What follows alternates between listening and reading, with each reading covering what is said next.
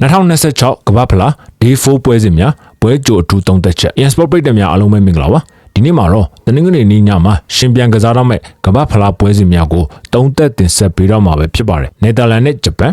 ခြေစမ်းပွဲပြင်ဆင်မှုတွေမှာနယ်သာလန်ထက်ဂျပန်ကပိုအားကောင်းခဲ့ပါတယ်ဘရာဇီးကိုတော့ဂျပန်ကခြေတူကစားနိုင်ခဲ့ပြီးတော့အနိုင်ရယူနိုင်ခဲ့တာပါဂျပန်ကပြန်ပွဲဆုံးနောက်ဆုံး6ပွဲဆက်တိုက်အနိုင်ကစားထားနိုင်ပြီးတော့အဆိုပါ6ပွဲစလုံးမှာလည်း9ပွဲတိတိကြေးအောင်ထားပါတယ်နယ်သာလန်တို့ပွဲဥထွက်မှာရုန်းကန်ရနိုင်တာမို့ဂျပန်နဲ့ပဲလက်သွဲထားချင်ပါတယ် Ivory Coast နဲ့ Ecuador ကစားအားကောင်းတယ်လို့ Ivory Coast ကလည်းအာဖရိကအသင်းပြီးခံစစ်အားကောင်းတဲ့အသင်းပါ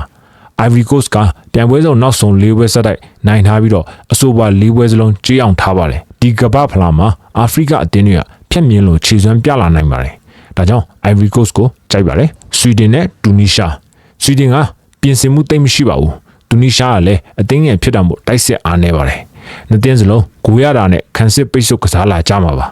နှစ်သင်းရင်ဆိုင်ခဲ့တဲ့ပြန်ပွဲဆုံးနောက်ဆုံး၄ပွဲစလုံးမှာလည်းဂိုးအောက်ထားပါတယ်အေးကြဖို့ရခိုင်တို့များနေတဲ့ပွဲမှာတိုက်စစ်အားနေကြတာမို့ဂိုးနဲ့အကောင်းဆုံးပါစပိန်နဲ့ကိတ်ဗာဒီစပိန်က2026ကမ္ဘာဖလားမှာဘိုးဆွဲဖို့ပြင်တင်းတဲ့အတူရေဖမ်းအစားဆုံးအသင်းမှာဘောလုံးအပေးဖို့တွေအရန်အားကောင်းပြီးတော့ယူရိုပြိုင်ပွဲတုန်းကလိုခြေစွမ်းပြလာနိုင်ပါတယ်။ပြန်ပွဲဆုံးနောက်ဆုံး6ပွဲစလုံးမှာလည်း9ပွဲအနိုင်ရထားပါတယ်။ကိတ်ဗာဒီကတော့အတွေ့အကြုံနှုတ်တွေကမို့အဆက်တကွဲမရှုံးရရင်ပဲကျင်းနေရမှာပါ။တုံးကူပြတ်နိုင်မဲ့စပိန်ကိုရွေးပါမယ်။ဒီပွဲစဉ်တွေထဲကအကြိုက်ဆုံးတပွဲကောင်းရွေးချယ်မှုတော့ Sport ရဲ့ Telegram Channel မှာတီးတန့်တင်ဆက်ပေးထားပါတယ်။ Channel ကို join ပြီးတော့အခမဲ့ရယူနိုင်ပါတယ်။ join ဖို့အတွက်လည်း comment မှာ link ချပေးထားပါတယ်။ညီကိုတော့ဒီပွဲစဉ်ပေါ်ဘယ်လိုမြင်ကြလဲ။ comment မှာဝင်ရောက်ဆွေးနွေးပေးခဲ့ကြပါဦး။ကြည့်ရှုအားပေးခဲ့ကြတဲ့အတွက်အားလုံးကိုကျေးဇူးတင်ပါတယ်ခင်ဗျာ။